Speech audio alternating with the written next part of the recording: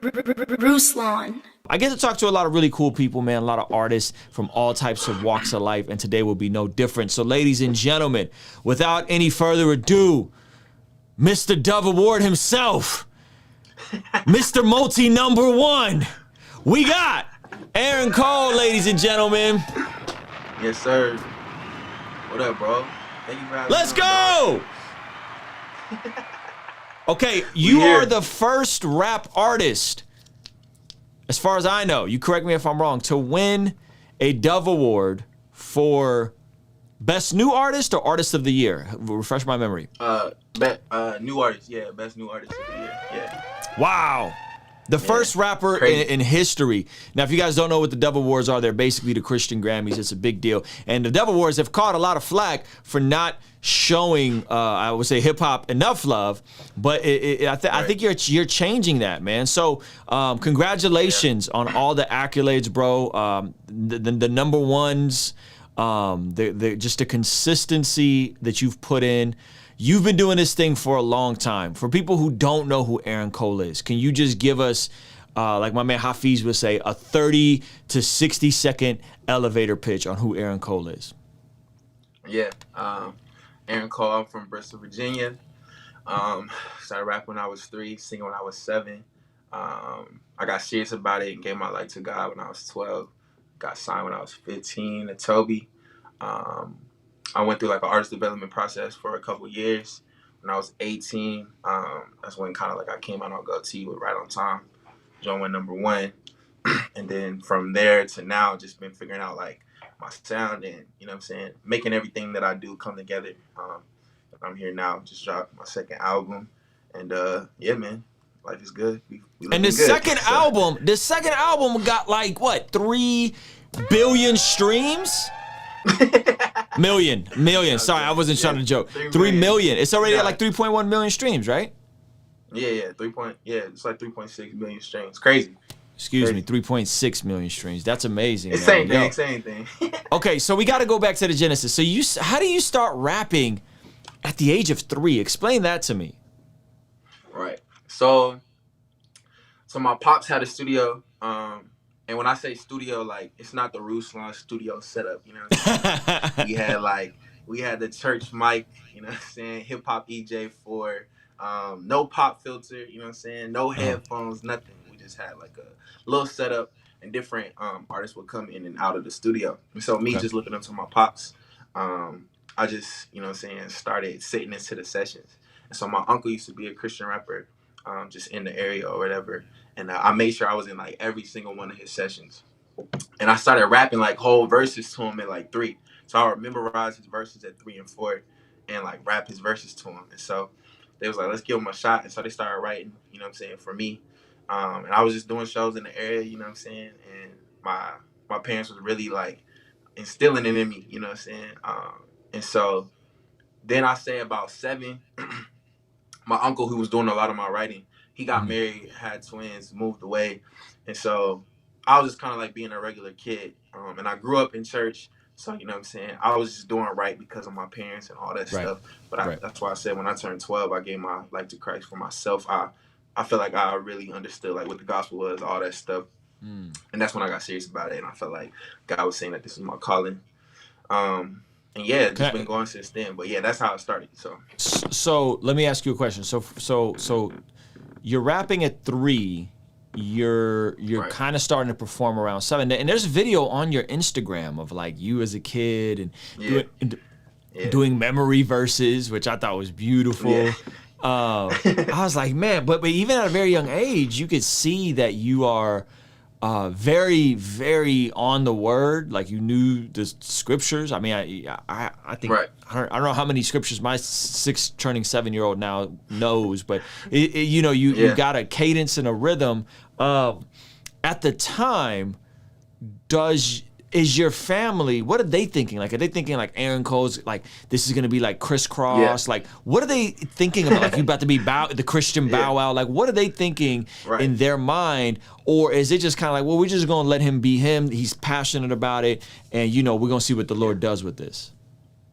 I talk to my parents about it all the time. They said like they never knew it would be like this. Like they always thought it was just like a way of, because my dad got saved from a Christian hip hop concert. I don't know if you know him. It's Ricky Being Forgiven. They was a host of a show back in the day, Mixed Masters Lounge and all that stuff. But anyways, he got saved at one of their concerts. They came to my area, and there was like 10 people in the crowd. And my dad was a wild boy. He gave his life to Christ that night. And so from then, like it was just on my dad's heart to, like, you know what I'm saying, pour him back into the ministry through that way. But my dad can't rap, so it went from my uncle down to me, and so it was just a way of like spreading, you know what I'm saying, how it was back in the day, just spreading hope and stuff like that. And so yeah, they never realized that it was going to become this. That didn't happen until my pop said that this is what I wanted to do in my life. You know what I'm saying? I started looking up to other people and saying this is how I wanted to model and what I wanted to do in my life. And so I think that's always interesting, because it's like, it's crazy that they poured in what, you know what I'm saying, God had for me to do, and they didn't even know it would be this way. So, but yeah. Man, how cool is that, bro? So okay, what age do you start rapping your own rhymes that you wrote? Like, what year is that? Because you're 7 performing. You said 12 you give your life to Jesus. At what point are you like, nah, son, like I'm gonna write my own bars? Like, when did that happen? Right. That was 12. So okay, when I was 12, I said that to my pops. Then that's when he told my uncle. So I started like going out to my uncle lived in Danville, Virginia at that time. So I started going out to Danville, Virginia. He started showing me how to write and stuff like that. And that's how that happened. And so I remember my dad made me do a challenge, like writing a song every day for 30 days. And so I was just trying to like do it, like, you know what I'm saying? And you did it? You fulfilled you did the challenge? Yeah. Wow. Yeah, I did a challenge. Yeah. It was hard, but I did it. At 12? Like, sometimes at 12. Yeah, at 12. That's how I got better with my pen. That's how I got better with everything. So it's like I was just doing that, always trying to write, always trying to get in the studio. Yeah. And yeah, so that's when it switched over for me. And so it wasn't this like Michael Jackson, like we gonna make him be this guy. Like, it was more organic. It seems like you really wanted to do this, and this is just something that seems like you've been good at since you were a really young age. So it just kind of flowed into each other. Yeah, so I'll say it definitely wasn't Michael Jackson to start, but when I said I wanted to do it, my pops turned into Joe Jackson for sure. For sure. So I started, you know what I'm saying? We started doing shows, whatever, we was going hard. I kind of was in a group when I was 14. That lasted for like a year. I remember I was upset about it because, you know, I was like, man, I put my all into this group. When I go into something, like I know like, quite a few things about groups, Aaron Cole. Thankfully, you got rid of that. God. You got that out of your system at 14. Praise God. Oh God, that's hilarious. So yeah, I was upset because I'm like, man, I put my all into this group. I literally gave this group my whole album, like, that I was working on at the time. So I remember I'm upset. I'm in my room. I tell my pops, like, you know what I'm saying, I'm upset. He called me into the living room. He's like, man, I need you to go in your room and write me a hit. You know what I'm saying? We about to kill. And then he goes, we about to kill these N-words. I'm gonna just go on to say it. He's like, we about to kill these N-words. He's like, I need you to go in your room and write me a hit. So I just wrote this song, 15 is the New 15. That's the record, like, EP that Toby heard that got me signed and stuff like that. And from then, Toby was like, I don't want to put you out till you're 18. And so I went through a whole like thing because I didn't want to do that. I felt like I was ready. So I signed, like, I had other offers on the table. I signed with this other record label, came back. Yeah, you know about that situation. He came back, and he was like, yeah, I really feel like Aaron's supposed to be with me. So I signed with him. I still had to go through the development process. And through that process, like, my pops just put me through boot camp, bro. So my daily routine. Go ahead. Before you get into the daily routine, was it difficult to get out of that other situation you were in? Like, did they have to buy you out of a contract? Was that like convoluted and complicated business-wise? Because I've heard of artists like prematurely signing deals, and then they're like, and then the new label steps in, they got to clean it up and buy you out of your contract or whatever. What was that transition like when you signed the first deal and then transitioning to Toby? Yeah, so it was. So the whole time during the thing, like during the first regular, they were like, if you ever like want to leave, like we'll let you out, kind of thing. Like Mm-hmm. that was the vibe. Mm-hmm. Um, so when it got to the point where we was like, all right, like this not working, like we Mm. trying to leave. This was even before we knew Toby wanted us again. Like we was just like, we not with this situation. Mm-hmm. Um, First he was like, yeah, like that's cool, like okay, bet. We gonna have another meeting, talk about it, whatever. Somehow he found out about the Toby thing and kind of got Mm. tight, and then was trying to, you know what I'm saying, hold me, keep me and stuff like that. We was about to go to court and everything. It was about to be crazy. And I Whoa. remember I just came home from school one day because I was still in high school. So I came home from school one day, and my pops was like, yeah, they said they was gonna let you go, and he said that he had been praying that whole day that, you know what I'm saying, we didn't have to go down this road, because at that point, man, we ain't had no type of money to go to court, like Mm-hmm. nothing like that, get no lawyer. So we was Right. just, you know what I'm saying, praying. And so he let us go, and luckily, like it wasn't like crazy, like it Okay. was a small second where it got crazy, but it wasn't crazy. So So pretty seamless yeah. transition. Now you're looking at signing to Toby. Your dad puts you Right. on this regimen. So talk about that. Yeah. Yeah. So I never forget. I always leave this part out of the story, but I think it's important because I remember I had just like, I think I just signed, but of course nobody knew yet. And I had this like, look, this church was putting on this conference at my high school. You know what I'm Mm-hmm. saying?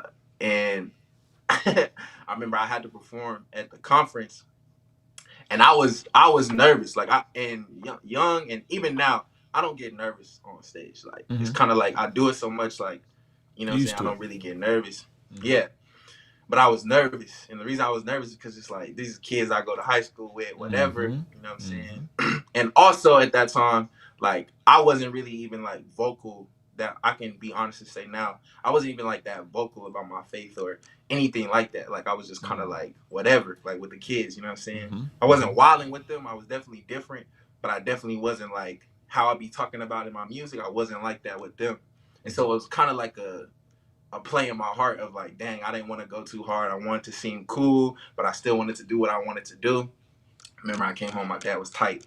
Like, we either gonna do this, you know what I'm saying? You gonna give your all in it, or we not gonna do this. Mm-hmm. And yeah, that's when the boot camp starts. So daily routine, I had to get up, I had to get on my word. Then after that, I had to do my chores. After I did my chores, I had to go outside. We had this big hill in VA outside of my house. And I had to run up the hill performing my set for 30 minutes straight. So like the Whoa. set, yeah. So my whole That's set, I like put the set together. Outcast vibes. They used to make Yeah, Outcast yeah, yeah. jog and perform. Yep. I had to do that whole thing up a hill though. And then after I got done with it, I had to stand at the top of the hill and perform my set like I was, you know what I'm saying, Mm-hmm. in an arena or whatever. And people driving by, looking at me like I'm crazy. I got to get outside of the road, stuff Mm. crazy. So do that every day. Take a shower, come down. Then I had to talk to my pops about what I read today. Um, and if I came with some like bull crap, like not no revelation or anything like Mm-hmm. that, just trying to, you know what I'm saying, get by, like he called me out on it. He's tight, you know what I'm saying? Like it's a whole thing, like I'm in trouble. So, but I really say like that shaped me, like that shaped how, you know what I'm saying, I'll read today, that shape, like that showed me like, man, I really got to get in the word every day and stuff like that. Because before Yeah. that, like I said, I was, you know what I'm saying, I was saved, but I still wasn't knowing everything that it came with it. You know what I'm saying? I grew up in a Kojic church. So really in Kojic church, I don't know if you're familiar with that. Like they A don't little really care bit, yeah. about teaching you all that stuff. They just like, man, for the show. It's really for the show, Mm. to be honest. And so yeah, in that moment, like that's when I really learned a lot and grew a lot of my character. Mm-hmm. Because I feel like that's the thing that's kind of like, I feel like kept me in this place, like all those trying times, all Mm-hmm. those, you know what I'm saying, preparation things. Because if I didn't have that, bro, like I probably would have been done. So Mm. yeah. So you do this thing. How does the show go? That first show at the high school that your church is putting on. Yeah, that's what I'm saying. That's when I came. It was all right, you know what I'm saying? But Uh-huh. if me and my pops, we know what I do. I was trying to act too cool. I was trying to, you know what I'm saying? Okay. I wasn't really saying what I was supposed to be saying. So you don't like crush it and knock it out of the park. Like it was like an okay show. Right. Okay. It was an okay show. And it was only an okay show because I was, you know what I'm saying, trying to be cool. Like, you trying to be too cool for school and not, you know what I'm saying, whatever. It's like, it's people going to notice that. And that's my pops and, you know what I'm saying, usually the older people notice that. The kids, it's like I seem cool to them, but then I really touched their heart, you know what I'm saying? And I don't feel like, I definitely didn't touch their heart in that moment.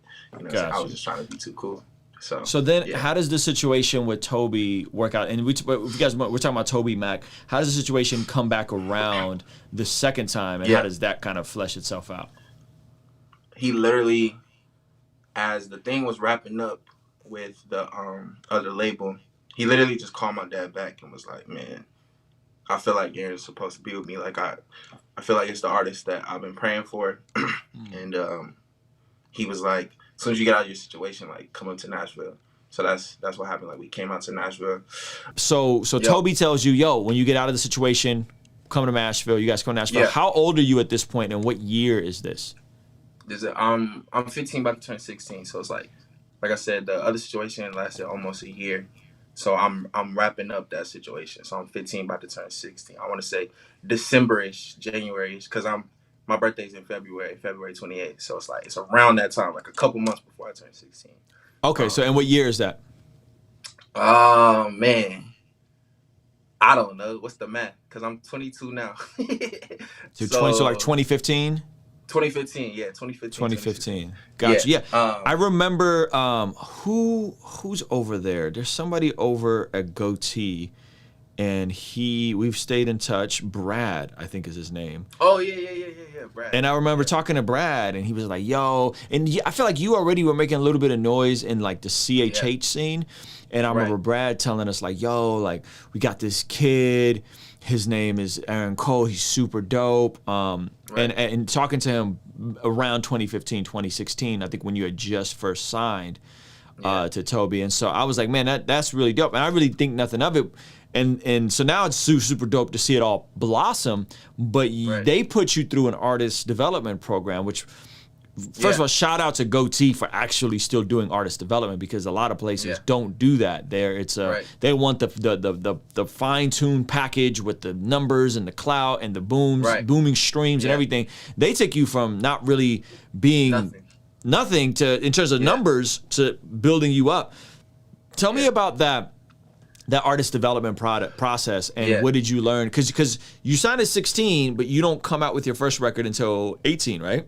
Right, yeah. So tell me about what that process was like. Yeah, before I even get into that, like, I want to say I'm grateful because, like you said, like, they took me from nothing. Like, I had a little buzz, but it was really nothing, you know what I'm saying?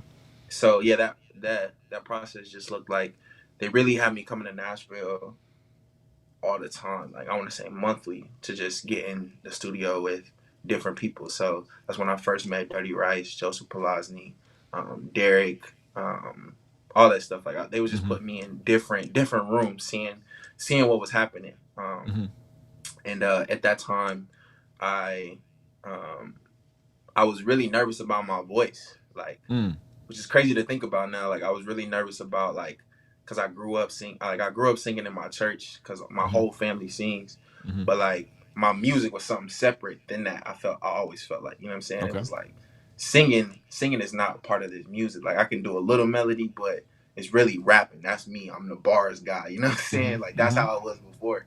Right. And so I would get into these rooms, and the producers and stuff was just finding out that I can sing just from, you know what I'm saying, me being in there freestyling, whatever. And they just started asking me like to sing, like, oh, let's sing this song.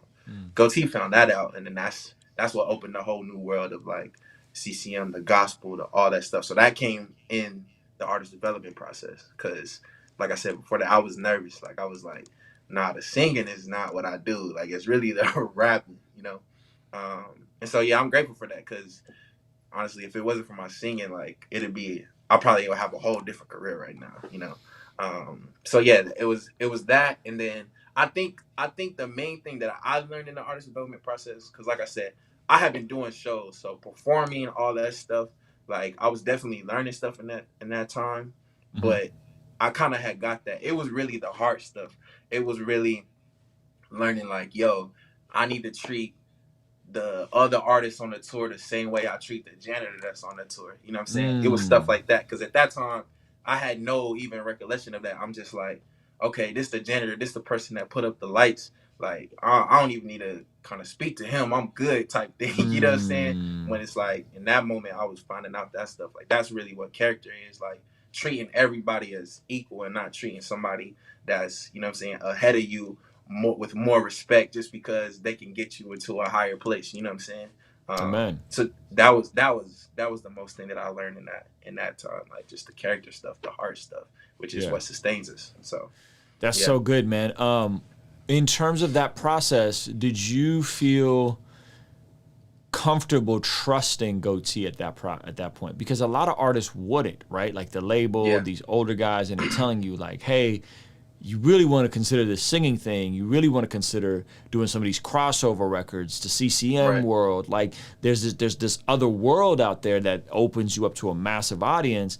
And a lot of rappers be like, no, I'm good my way, the highway, right? Gotta give them bars, right? And you didn't. You listened. So like, what was that in you? Is it just because of the way you were raised? Is it because you just genuinely trusted that the people at Goatee had your best interest in mind? Like, what was it about that you trusted them and stayed faithful to what they were encouraging you to do? Yeah, that's a good question. Because I think it was a little bit of a mix. Like, I definitely trusted them, but I definitely had that same thing. Like, I was like, man, nah, like, I gotta give them the bars, all that stuff.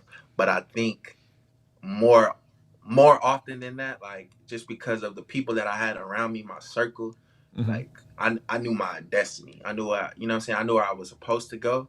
And I think God was showing me in that time, like, I wasn't gonna get there without using every gift that he gave me. You know what I'm saying? Because it's like the sing, like, if I'm not using the singing thing, that's something that he gave me. So I'm not using all of my gifts. You know what I'm saying? So I think it was a mix between that, because it started off like 18 came out right on time, and I'll definitely say, like, I'm grateful for Right on Time, One More Day, everything that gave me. But I took what they gave me and also put it with what I've learned over the years. And that's how you get like a Like You, the one that I got with Torrin and Toby now, where it's like, it's still singing, it's still, you know what I'm saying, that pop side. But like, if you listen to the album, I was talking to Dill about this the other day. Like, if you listen to the album, like, it flows seamlessly. Like, it feels like now, like, I'm putting it all together to where everything sounds like it's me. You know, it's like, oh, this is an Aaron Cole album that has everything. It comes together. When I feel like before, it was like you had this side of me, you had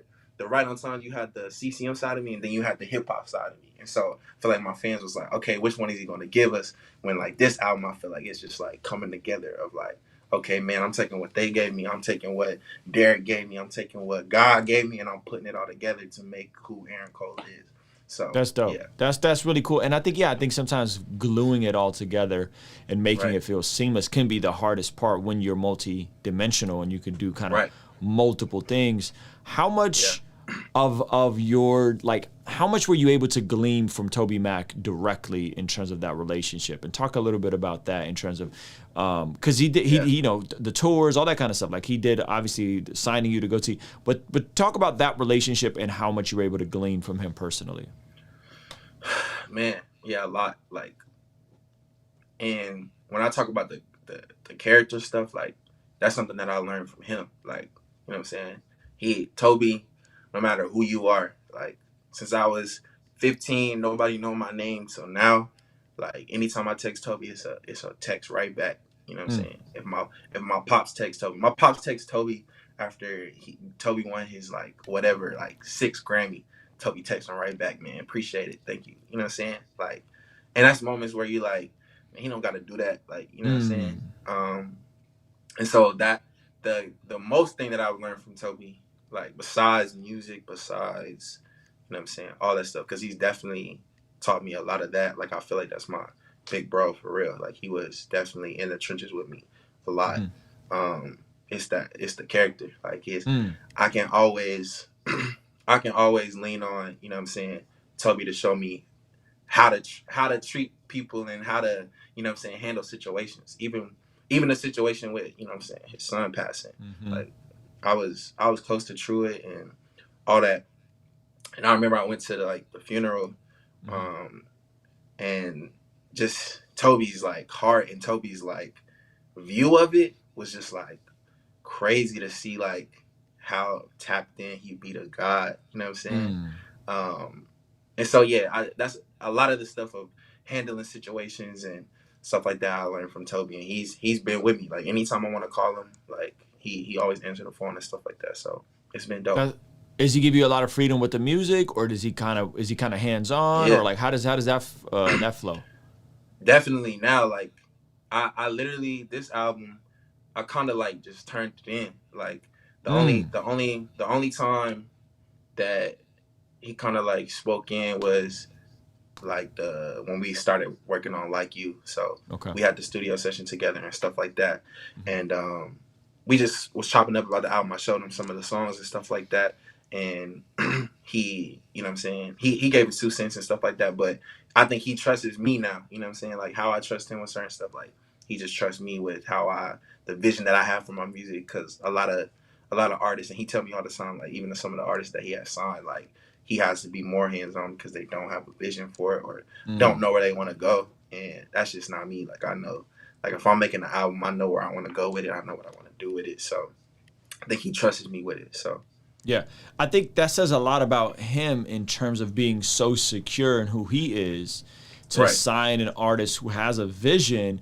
and who can work autonomously without needing to be told what to do or how to do it. I mean, you said you guys, I mean, he's literally had input on one song and the rest of the album. You turn it in and they pushed a button on it. That's really, I think that says a lot to his state of mind, and also just him as a visionary to be willing to look and say, hey, we need someone like Aaron because he's going to be the future of this label and what we're doing and all that kind of stuff. So I think that's really encouraging to hear. I don't think I've ever met Toby in person, but every time anyone speaks of him, it's always very positive things. It's always like, man, the dude is the real deal. He's solid. He's A1. So that's dope to hear, man. So tell me, like, where is Aaron Cole see himself? Like, where do you want to go? I mean, obviously, you've been growing incrementally. You've done the tours. You've done the double work. Like, you've done all the things in terms of at this stage. But is it just kind of like consistently being faithful to where you're at and wherever God takes you? Or do you kind of have a specific trajectory that you'd like to be at in 3 years, 5 years, 10 years? Yeah. I definitely think I'm grateful. I'm grateful for where I'm at. But I definitely see myself, and even like just when I like talk to God about what's going on with me and stuff like that, like I definitely see myself like bigger than what I am now, not just for me, but I think the people that he wants me to reach, and that I feel like nobody else can reach right now with the, you know what I'm saying, just the things that he's giving me, you know what I'm saying? Like everybody has their own, like there's people that Dill can reach that I can't reach. There's people that RG can reach, you know what I'm saying? There's people that Torrin Wells can reach that I can't reach. But I feel like there's a specific group of people that I feel like God's called me to reach that I haven't reached yet. And so I think I'm not to that place yet. That'll be the one thing. And then 2, I feel like I'm not in the place of where I can, you know what I'm saying, give the people that I want those opportunities yet. You know what I'm saying? Because I'm still in that thing of like me trying to get to that solidified place. You want to solidify yourself. As you're solidifying yourself, then you want to help other people, and and so you're still kind of like on that come up personally, but you kind of got to establish yourself to do some of the other things and visions you have to help other artists, which I think is beautiful, man. That you have that same desire to reciprocate what Toby was able to do for you. You have a desire it sounds like you have a desire to reciprocate that for the next generation as well. Yeah, no, for sure. Yeah, that's I guess I finished it, because that's definitely the 2 things that I'm thinking about right now, because I feel like I'm good as far as it stands. Like even of what the album is about, like I feel like I reached a place where I'm definitely reached a lot of the things that I said I was going to reach, and I think that almost had me wanting to quit before this album. Like it had me wanting to be like, okay, like I'm kind of good. You know what I'm saying? I did a lot of things. I'm kind of good. Yeah. You know what I'm saying?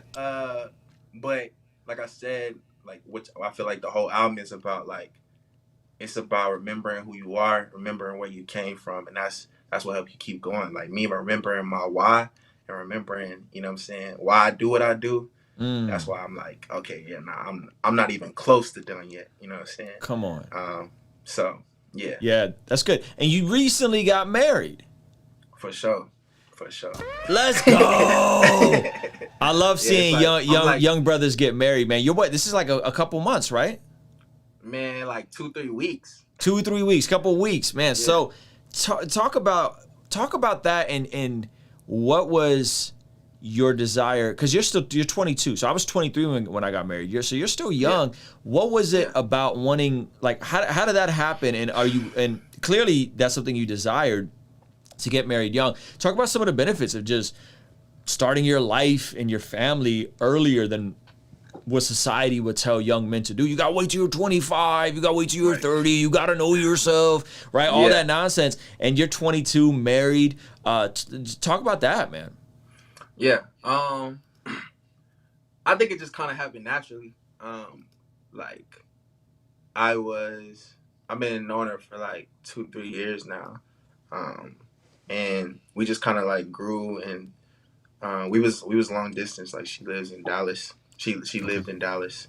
And yeah, it just kind of like grew. And I remember the moment, like I knew like she was the one. She was at the Water For Me video shoot. So I don't know if you heard my song Water For Me with Paris and not Clyde. But she was there, and I looked over at her like while we were shooting, and she had like a camera bag on this shoulder. You know what I'm saying? She had 4 waters in one hand. She had, you know what I'm saying, Paris jacket, my jacket, Clyde's bandana. And I was like, yo, what are you doing? Like, you could chill. Like, she was like, no, I'm like, I just want to help. Like, and I was like, okay. That's beautiful. You know yeah. So I think the main thing that I've just learned in marriage is like, man, serving is the key, which is, you know what I'm saying, what I told you I learned before, like, of Toby, like, he's a server, you know what I'm saying? And so, like, serving is the key to everything, and that's what gets you to those, you know what I'm saying, where God wants you to do, because God's the ultimate server. Like, he, you know what I'm saying, he be serving us. So, and Jesus was a server. So, yeah, man, marriage is beautiful. It's dope. I like it. And, yeah, we're going to keep it at that. That's awesome. Do you think that getting married earlier can be a good thing for this next generation that's coming up, and give me some of those benefits? All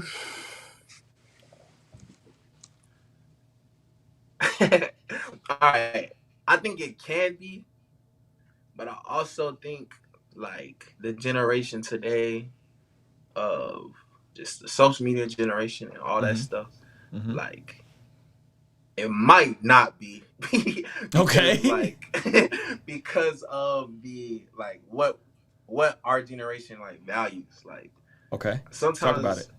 Our generation doesn't value what I saw, and you know what I'm saying, my wife, like, they're like, oh, forget that, like, she just got to be bad. She got to be bad enough for me to post on Instagram.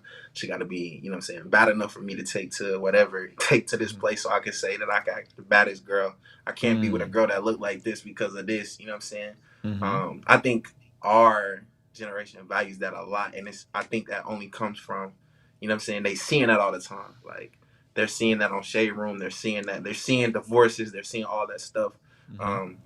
So I think for me, like, I feel like God just placed her in my life, and you know what I'm saying, I chose, and I feel like it was the right thing for me. But I would have to say, like, you got to make sure it's right for you. You know what I'm saying? Because if God don't want you to get married until like 30, like, that's what you got to do, because that's the plan that he has for your life. You know what I'm saying? So I don't know. That's kind of a sticky thing for me, because I feel like a lot of people just value certain things over the real things that I feel like God would want us to have a partner for. Yeah. So yeah, that's just kind of how I feel about it. Well, I think you dropped some gems there, bro, in terms of saying, hey, the things that attracted you to her wasn't just the physical, even though she's beautiful and all that kind of thing. You're clearly physically attracted to her. It was her character, and it was her desire to serve. And you're saying that's one of your values. I think what I guess one of the things that concerns me is that in society there's this thing to push young men further and further into adolescence, which is a relatively modern concept. Like adolescence is between when you're a teen and a man. We just kind of have this ambiguous era of life called adolescence, and you can kind of stay with your parents as long as you want. You ain't got to make no bread. You ain't got no responsibilities. And I think that's dangerous for young men who, you know, historically have gone and worked the land, were farmers, were warriors, were in the military, so on and so forth. And now you're just like, yeah, it's cool. Just do nothing. Play video games and chill, you know, whereas like when there's that, I know what I want out of life. I want to be married. If I want to be married, I got to learn how to provide for a woman. I got to learn how to take care of a woman, protect a woman. I think that can have a very practical utility in terms of elevating men to be in positions of leadership. And so I think that's the beautiful part that I see, because I think you're speaking to like, you're thinking of the lowest common denominator in the room who's going to hear you and not have the character you have. And so you're trying to like carefully say that. But I think seeing you get married, seeing John Keith get married, Zach get married, all you brothers are getting married under 23 years old. And yet the world is saying they desire marriage, but then they're pushing it out further and further, and then you got folks not getting married till they're 35, and then there's the physical, biological clock that you can't really have kids when you're 40, you know what I mean? And like push that stuff out. So that's kind of what I was getting at. But I like how you answered that, because I think you thought about your dudes that is out here wilding low key, and you're like, y'all don't need to be married at 22. No, but I feel you though too. That like I feel like I had two like grow up moments. It was when I was 18, the song came out. My pops was like, man, whether I had, you know what I'm saying, a bunch of money in the bank or whatever, like I had to go I had to get my own spot, you know what I'm saying? So that was a grown up moment. Yeah. Your pops made you move out at 18. 18, I was out. Shout out to Pops, man. That's a good father right there. Okay. Yeah. That's hard. I had maybe a Jeep, like that was it. I moved with a Jeep, which is it might seem like a lot of money, but that's not a lot of money. You know what I'm saying? And you stayed in your general area, or did you move to Nashville? Nah, I moved to Nashville. Wow. Okay. Yeah. So, okay. And then what was that? God bless. Yeah. At first it was nerve wracking. Like I was kind of like, man, I'm only about to eat cereal. I'm only, you know what I'm saying? Like I'm on that type of vibe, like cereal for breakfast, lunch, and dinner. But you know what I'm saying? Gratefully, like God provided. Like that's when I went on tour. Things, you know what I'm saying, went kind of up. So I was straight. Like I've been straight. And then I got kind of in a comfortable place. Then I got married. So it's like, it's back. So I definitely feel you. Like it's definitely like a growth step of like, nah, I gotta, you know what I'm saying, make sure I provide. I gotta make sure I'm on my 10 toes to do. I can't just be chilling. So I definitely feel that from everyone. I was just talking about like our generation. Like I don't know. Some of them, but not all of them. Yeah, I do feel like I think guys like you and John Keith are the I ain't trying to gas you up, but like y'all are the prototype. Like go get your life together, go move out, go figure it out. You know what I'm saying? And I think there's way less, because here's the thing, Aaron, like your trajectory is only gonna keep getting bigger. Like you're gonna only get more eyeballs on you as things go on. So you at 25 or 30, you're gonna attract a different type of woman than you at 22, still on the come up. You know what I mean? And so I think there's that side of things, but I also just think the practical side of purity, of not being sexually immoral. Like there's a lot of good things there. Kevin Samuels calls it the IKEA marriage. It's like you get something from IKEA. Yeah, you get something from IKEA and you assemble it together. You know what I'm saying? And it's like it's more work to get something from IKEA than to go and get something when you're buying it from a regular furniture place. So he kind of jokes about it like the IKEA marriage, but a lot of these issues in society can kind of be alleviated with starting early and building a life together, instead of saying, well, I'm gonna wait until I'm 30 and I got my life together and I make, this much money and all that kind of stuff, Yeah.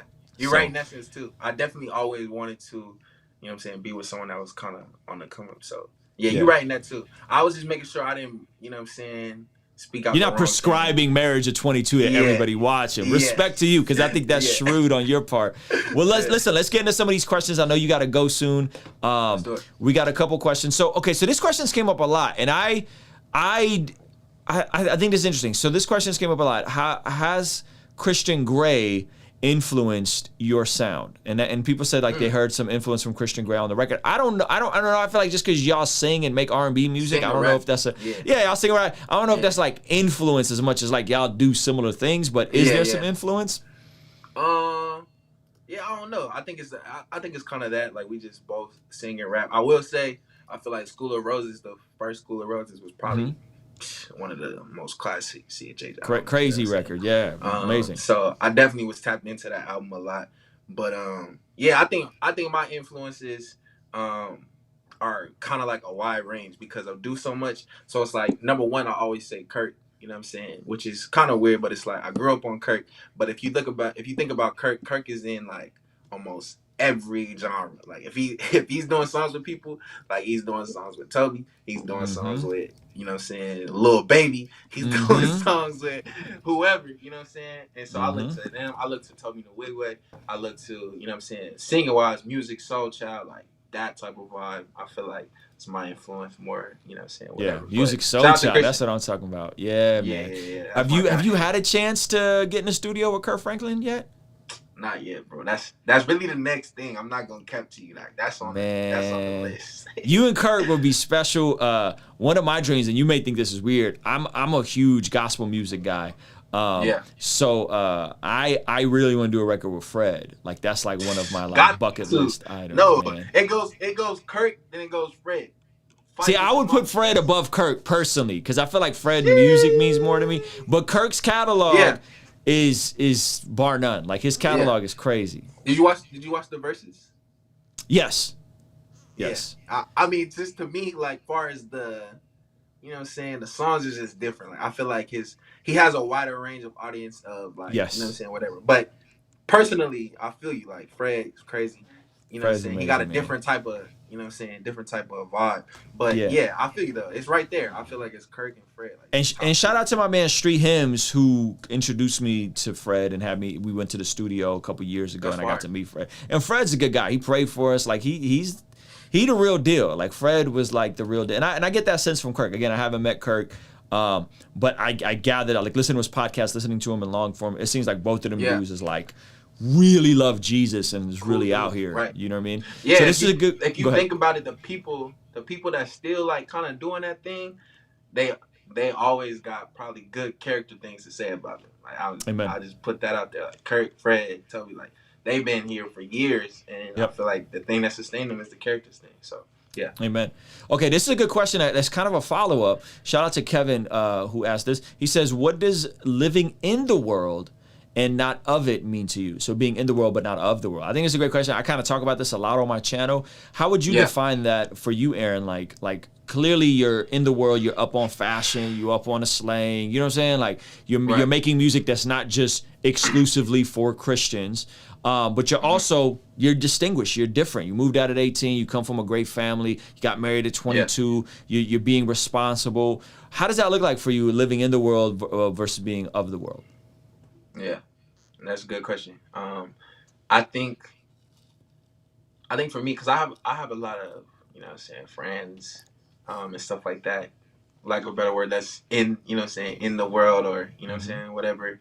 And I think it's just living your life to the biblical standard. It's like, I feel like, not to be, you know what I'm saying, simple or anything like that, but it's like, I feel like if I'm just living my life how God intended me to live it, like going by the Bible, you know what I'm saying, living, you know what I'm saying, how he wanted me to live, like it's automatically going to set me apart. Like there's nothing that I can do about that. You know what I'm saying? If I'm chilling with, you know what I'm saying, my boys and they doing whatever, but I'm, you know what I'm saying, trying to live a life that's biblically, you know what I'm saying, sound and with God, I'm automatically just going to be set apart. There's nothing that I have to do to not be of the world, if that makes sense. Yeah. So I don't know if that's too like simple or no. I think you nailed it. I think the way I would define it is if you want to be in God's will, you need to be living God's way. So there's a certain things that we just can't do. You know what I'm saying? Like you can't. There's no. You can't. You can't be in God's will and then be like, I'm gonna be an OnlyFans model for Jesus. Right? Like you can't do that. You can't be like, yo, I'm gonna live God's way and I'm gonna cook meth for Jesus. Like there's just certain things that you're not allowed to do as a Christian. And so I think if you basically said it, like you said, hey, I'm living to the biblical standard that's expected of me as a man. I'm going to live God's way. And if you're in God's ways and you're following God's ways, then you'll always be in God's will. And I think that's the distinguishing part. Is you can be in the world as long as you're living God's ways. Being of the world is when you're not. The world's ways become your ways. Whatever the world says about sex, I'm going to adopt about sex. Right. Whatever the world says about money, I'm going to adopt about money. So I think you're a good example of that, my brother. Appreciate it, man. So let's see. We got a couple questions. I know you got to go soon. This is a cool one. Jonathan said, if you can work with one mainstream artist, who would it be and why? Good question. Let me see. Excuse me. Let me... And that's so tough. I'm probably going to go music. Music Soul Child. Bro. Yeah. That's a good answer. Did you hear Bizzle's song with Music Soul Child? Yeah, I was kind of tight. I ain't gonna cap. Bro, he told me about it like a year and a half ago. I was like, you got music on a record? Yeah, man. I commented on it. I was like, man. And he dropped it the same day the album came out. So I was like, man, it's crazy.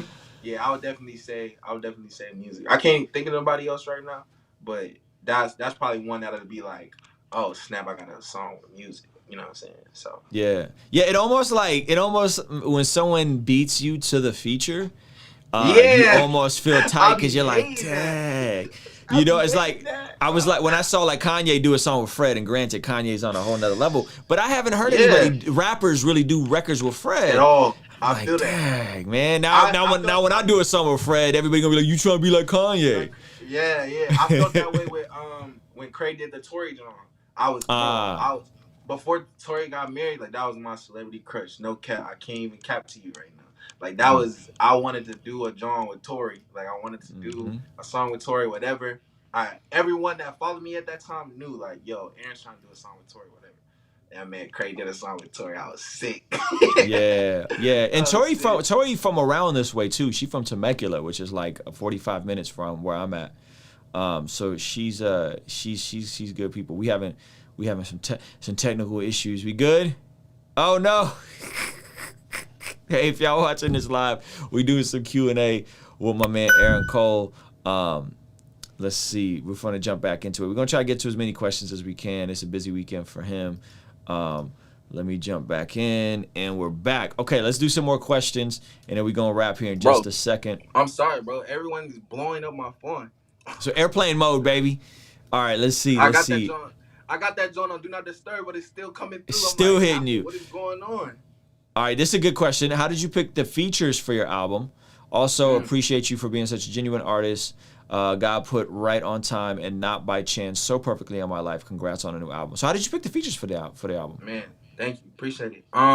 So I'll say I made a lot of the album with Paris Chris. You know who Paris Chris is, right? Yeah, fire. Yes, of course. I went out to Tulsa, and him and his cousin, like we just started the album together, and they was with me like from day one to day before the album came out. You know what I'm saying? And so that's how I was picking Paris and stuff like that. But I think the J Moss happened just organically. Like that's kind of how I like to pick my features. Like there's nobody on the album that I don't have a personal relationship with. You know what I'm saying? So like almost everybody on the album that was invited to my wedding. If they couldn't make it, they couldn't make it. But like everybody was invited to my wedding. So that's just kind of like how I like to do things sometimes. And it's if I find someone that I want to do a record with, it's like I try to build that relationship first. So it's like if I never met them before and we want to do a song together, I try to fly out. I try to, you know what I'm saying, whatever. So we can have that, you know what I'm saying, just connection.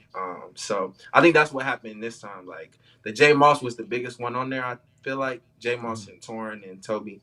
And that just, again, happened organically. He hit me up saying that he liked my music. And I was just like shocked. Like, man, that's crazy. Like I grew up on Jay. And we built first. Like, you know what I'm saying? We was talking on the phone, chopping it up.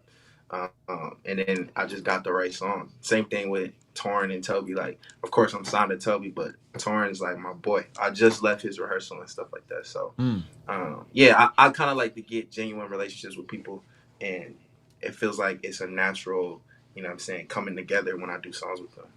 That's so cool. What's your favorite song on the album?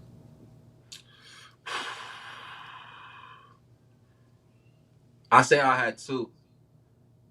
One is definitely the one with Jay Moss, just because it's like, man, I got Jay on the record. But I definitely feel like that's one of the most like vulnerable songs I've done. I feel like I'm always thinking of how to make like the perfect song, like you know what I'm saying, how many times the hook gonna be in there, all that stuff. But that song I wasn't, like, it just kind of came together. And then a second one would be Can't Choose a Side, because that one was just therapy. Like, I really wasn't gonna put it on the album, but Paris and Matt was like, this song is crazy. And so I really wrote that. I wrote a lot of that by myself, and I showed it to them, and they was just like, oh, this is crazy. And I was like, really? Like, and yeah, people love that song. So that's probably my top two. That's so cool, man. Here's a good question, and I actually think you are you're kind of an example of the answer to this question.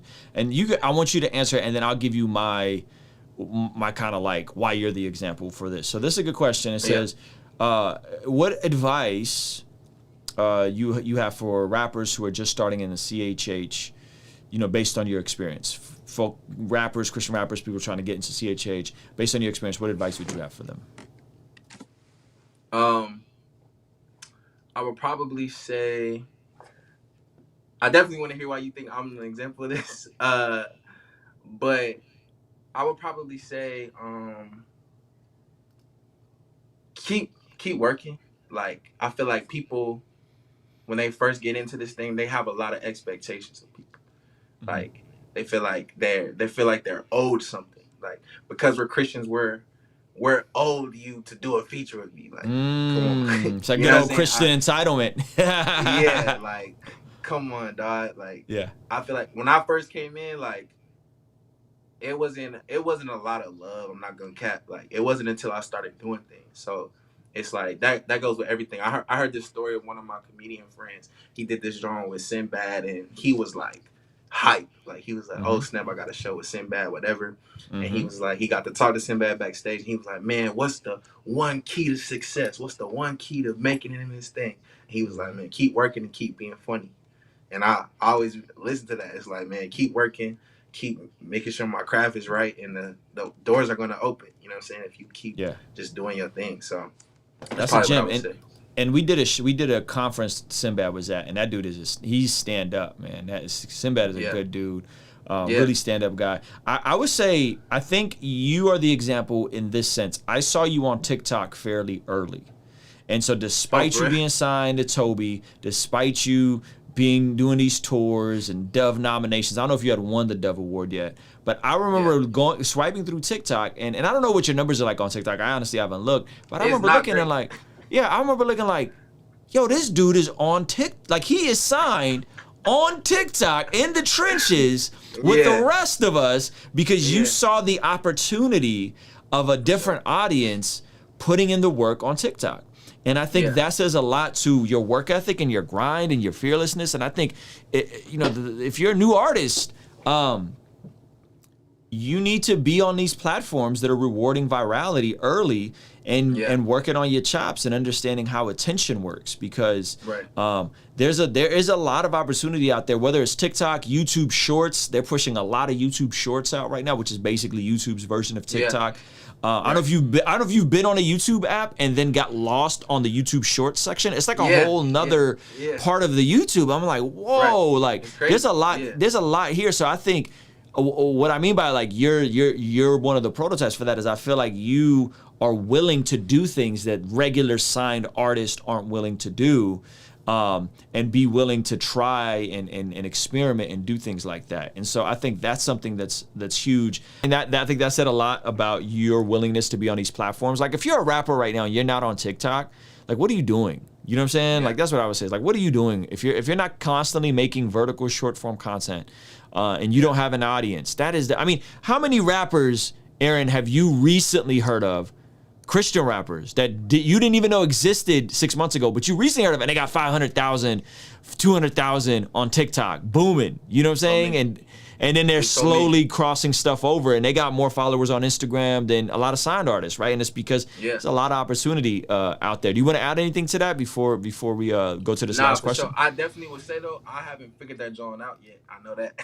Like, I was on it early, but I have not yet, like, The only time I went viral was when I did a video with my mom's on Mother's Day. That was the I only remember time that. I went viral. Yeah. But other than that, I've been trying to figure it out. But to what you said, like, yeah, it's a lot of artists that is just popping because of TikTok, and it's like they got a whole career off of it. So I think it's dope. I'm definitely though always trying to find, you know what I'm saying, where I can get my music. So are you following the homie Nick D on TikTok? yes, which is Okay. crazy about Nick D. Nick D, no cap, couple weeks before he started going crazy, he just reached out to me because he from VA. And so I was doing my whole rollout for 202 Down, which is what, you know what I'm saying, Virginia is. I don't know if I said it in the interview or not yet. But he was just like, man, that's what's up. Like, I'm from VA. Like, we like 5 hours from each other in VA where I grew up. Yeah. And no cap, 2 weeks later, bro just went crazy. So that joint's dope. Yeah, he I think if there's anyone that has like the prototype of like how to really go viral on TikTok, it's him. And it's a lot of like, it's a lot of attention to detail. It's a lot of understanding how brain dopamine levels work, how to make people laugh, how to make people think, how to keep people watching. And so I think he does it at a great level. But there's other guys that I follow that, you know, they just post good videos of them rapping and they get to the point, you know, and it's just, they just get to the point. Is your TikTok verified? Because that's another little hack, totally offline. But one of the things they recommend, and this is not me speaking on behalf of TikTok, one of the things they recommend is like your first 5 posts are the most important. And so if you don't go viral in your first 5 points, you can start another one, but sign in with your Instagram. And sometimes, like if your Instagram is verified, like yours is, and you sign up with a verified Instagram, TikTok will automatically verify you. So that could potentially help, you know, but they'll eventually verify you anyway. But I think those first 5 posts are probably the most important, is just getting those to pop. Because mine is the same thing. Like I grew to like 30,000 on TikTok really fast. And they just stopped like pushing me to the For You page, and I got discouraged, and now I'm like 32,000. That's like my weakest platform now. But there's a lot of value there. There's a lot of opportunity there. For sure. Nah, I feel that. I'm definitely gonna tap into that. I didn't know that stuff. You definitely put me on game, so that's what's up. Yeah, man. Shout out to I think he said his name Exa. This man said, "What's your wife's Instagram?" Oh, you going crazy. Going crazy. It's anonymous. She don't got an Instagram. Right. For people that don't know, so when I first started talking to her, bro, I think I posted her when I first like had the decision to post her. I tagged her, bro, and everybody was just going crazy. And I was like, oh, I'm never doing that again. And I still haven't done it. So I make it funny now. Like I just be like, you thought I was going to tag her. Like that's her tag. So. Bro, I've posted like family photos with like me and my wife, you know, and it's never like thirsty dudes, right? Because my wife's like a mom, and you know what I mean. But it definitely is weird when fans will follow my wife to then shoot her a DM for a question about me. Yes, bro. Like, it's like, what are y'all doing? Like I had just started talking to a girl. They talking about, can you ask Aaron for a feature? Like, oh, I'm never doing this again. Like, it's not happening. It was over. So, all right, this is the last question. Yeah, this is the last question, and we'll wrap. This is a good question. When do you make time to read the word? That's a good question. So now that I'm married, I'm trying to find that rhythm because I'm honestly trying to do it with my wife more. You know what I'm saying? Amen. We want all that stuff. But before that, it was the first thing when I got up. Like I feel like that was a way of showing like myself, and I would say, God, like I'm putting you first in my life. Like I'm seeking you first. So yeah, that's when I will find time. Before now, I'm trying to find different patterns because you know what I'm saying, wife go to work in the morning, so it's like we're not together and stuff like that. So I might be switching tonight. But yeah, still trying to figure it out. So yeah, bro. Last question for me. How can we be praying for you? How can the folks watching this be praying for you? I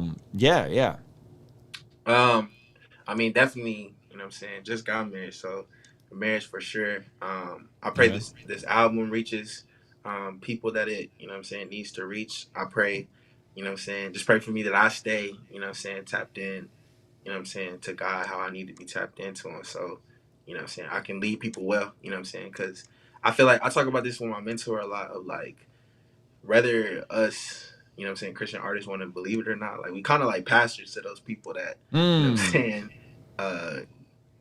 listen to our music. And so I just kind of want to be, you know what I'm saying, a good dude and, you know what I'm saying, live what I'm talking about. So whole thing around, I just genuine prayer. So I feel like that's it. Yeah, man, that's beautiful, bro. Thank you so much for coming on, brother. We gotta have you in person. I was trying to do this in person with you. I was like, man, we gotta do it in person. You know what I'm saying? Yeah, now you know why, right? Because it's like, all the technical stuff. But we gonna get it in person, man.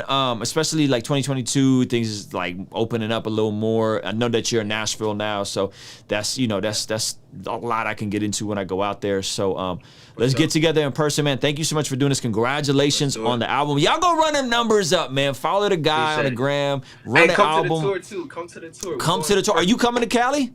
Man, I'm not coming to Cali. Not coming to Cali. No one ever comes to Cali, bro. It's a tough market. I'm sorry, brother. But I'm gonna get with you. I'm gonna get with you in Nashville after the tour, and we'll get something in person, brother. Let's do it, bro. Appreciate it. Aaron Cole, ladies and gentlemen. Yes, sir. Thank you, bro. Kingstream Entertainment. Ruslan. Hey, thank you so much for making it till the end of this video. Remember to hit that like button and make sure you're subscribed. I wanted to tell you about a free upcoming course I am putting together at mastermyhabits.com. When you sign up right now, you'll be the first to be notified about the course. And in the meantime, you'll immediately get access to a playlist going over my journey on how I went from addiction to freedom forming habits. So make sure to hit that link in the description. I'll see you on the next video.